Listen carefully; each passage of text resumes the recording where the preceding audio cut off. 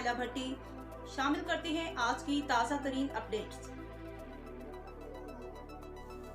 तांदलेवाला से रिपोर्ट करे हैं मियां मोहम्मद सुफियान, जिनकी रिपोर्ट के मुताबिक तहसील तांदलेवाला के गांव 452 गांव पे रहमे शाह की government girls higher secondary school में शजरकारी की मुहिम chief executive officer education Faisalabad Ali Ahmad Sayan Sahib और principal Mrs Amna Naureen government girls higher secondary school 452 गांव पे general secretary all Pakistan clerk association school wing district Faisalabad Rana Noman Akram Faisalabad की क़यादत में स्कूल्स में की गई। शजरकारी मुहिम पौधा सिर्फ लगाना नहीं बचाना है के तहत 452 गांव पे रहमे शाह की government girls higher secondary school की बैरूनी दीवारों के साथ पौधों को गमलों समेत लगाया जा रहा है।